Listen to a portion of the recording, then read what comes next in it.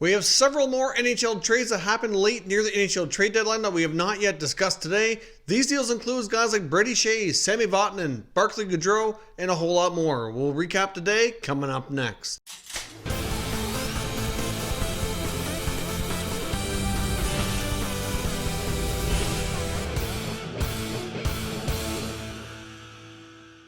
So welcome back to another video here at Top Shelf Hockey. As I mentioned, we're going to do a recap here of all the other trades that we have not already yet discussed today. Of course, it was an extremely busy day. I believe it was a record-setting day for the number of trades on deadline day for the NHL trade deadline.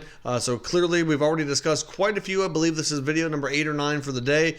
So if you have any other trades that have already been discussed, I'll link to a little playlist here down in the pinned comment so you can check out any other videos that we've already discussed here today. But let's get started with one of the bigger deals that happened late near the deadline. The New York Rangers traded defenseman Brady Skjei to the Carolina Hurricanes in exchange for a conditional first-round selection.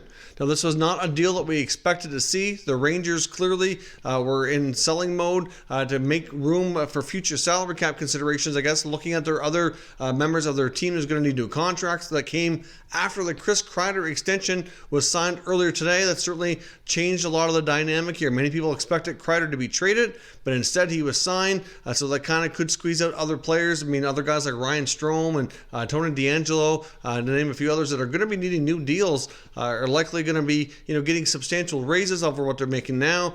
And if somebody was going to have to be on the outs here, and they decided to make that move today, since Carolina needed a defenseman, they get a premium return in a first-round draft pick. Now, the condition on the pick is that right now the Hurricanes have 2 picks. They have their own, and they have the one that originally belonged to the Toronto Maple Leafs. And, of course, they get to pick which one they want, so clearly they'll take whatever one ends up being higher. So they don't have to make that selection until we actually get to the draft. But once all the NHL season is completely over and we know where everybody's picking, whichever one is the higher pick will be the one that goes to the New York Rangers. So, of course, Brady Skjei was signed to a longer-term extension, so he goes to the Canes with a fair bit of term. He can certainly be a good puck-moving offensive guy and can certainly help replace a bit of what they've lost recently in longer-term injuries to guys like Dougie Hamilton and Brett Pesce. Now, that wasn't the only move we saw the Carolina Hurricanes make today. They also acquired another defenseman from New Jersey in Sami Vatanen. Now, even though the Hurricanes have made it clear they're not a big fan of doing rental deals based on what else was out there on the market, this kind of made sense that they couldn't really bring anybody else in with term. So Vatanen certainly kind of fits the bill here. He's currently injured, but should be back soon. And there is some conditions on the picks going the other way in this deal here as well. Going back to the Devils, there's a couple of minor league defensemen, including Freddie Claesson, as well as a conditional 4th-round pick that can be upgraded to a 3rd, depending on the number of games played that Vatanen gets in the regular season, or if he plays in 70% of their playoff action as well. So there's some conditions there based on how much Vatanen plays that 4th rounder can become a 3rd rounder. Obviously, his injury certainly played a role in the return, but they certainly get a couple of defensemen. Like Claesson, for example, has got a fair bit of NHL experience. He very well could play NHL games if need be. So certainly not a bad return on Vatanen, but I did expect a little bit more based on what we saw in other returns. But based on the fact that all these other defensemen have already moved, there was a little bit more of a buyer's market here than a seller's market, and they just weren't able to get more than that. But obviously a good day for Carolina, who earlier in the day had traded with the Panthers to acquire Vincent Trocheck, and now they get 2 big-time defensemen in Brady Skjei and Sami Vatanen to really round up their blue line to replace all the injured players that they've ended up having to replace here. So good day overall for Don Waddell and the Hurricanes. Then we also saw another minor deal. The Toronto Maple Leafs trading defenseman Jordan Schmaltz to the New York Islanders in exchange for Matt Laredo. Now, Schmaltz was a player who they signed as a free agent from St. Louis last offseason, but never really got an NHL opportunity. He's been playing with the Toronto Marlies the entire year, so clearly he doesn't really fit with their future plans. So it makes sense here to move him along. The Calgary Flames made a variety of trades here. One of them was sending Brandon Davidson to the San Jose Sharks in exchange for future considerations. Of course, the Sharks were a little bit low on defense after a lot of the moves they've made, so Davidson can either go up and down between the AHL, NHL, fit in where they need him to be here to finish out the regular season. And the Flames did that basically just to create some space to make the other moves they were making. They did make acquisitions here for 2 other defensemen. They acquired Erik Gustafsson from the Chicago Blackhawks, who's coming off a 60-point season last year where he really broke out offensively. His numbers are down this year with Chicago. Certainly appears to have kind of fallen out of favor a bit. He's a pending UFA. Likely going to be looking for a pretty decent raise over what he's making now, based on last year's performance especially. So clearly it was pretty widely expected that the Hawks would move him today. So going to Calgary where they have a banged up blue line certainly makes a lot of sense. Should be a good fit. Gustafsson can be a pretty good puck moving defenseman as well. Obviously that's what allowed him to put up so many points, could play in the power play in the past. So clearly could be a good fit there and then turn into a good depth piece once they get healthy back there on the blue line. Going back to Chicago for Gustafsson is a third-round draft selection. And of course, the Flames also made another acquisition and picking up defenseman Derek Forbort from the LA Kings, also for a fourth-round selection. Now, in the Forbort acquisition, the Kings did retain 25% of the salary, and there are some conditions on that pick where it can be upgraded as well to a third-round selection. But either way, a couple of mid-round picks going out the door for a couple of very serviceable NHL defensemen who can help them out here in the short term and hopefully get them into the playoffs.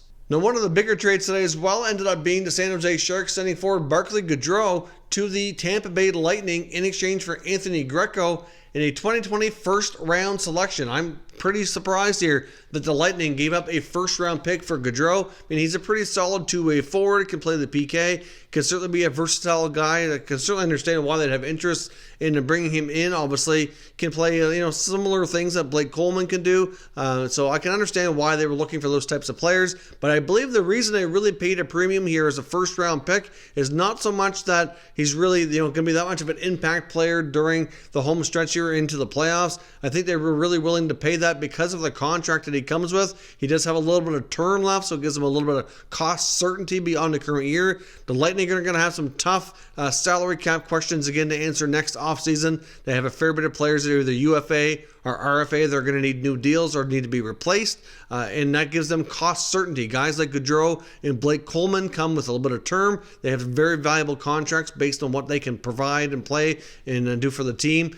So therefore, it gives them that satisfaction to have that certainty in place, and they had to pay a premium to get that kind of player. Normally, you would not see Barclay Goodrow be able to command a first-round pick in a trade. But like I said, the Tampa Bay Lightning are kind of looking at it as being valuable for other reasons, more than just what he can bring on the ice and put up for points. So certainly a very interesting trade. The Sharks recoup a first-rounder since they don't have their own, which has gone to the Senators in the Erik Karlsson trade, so it gets them back into the first round.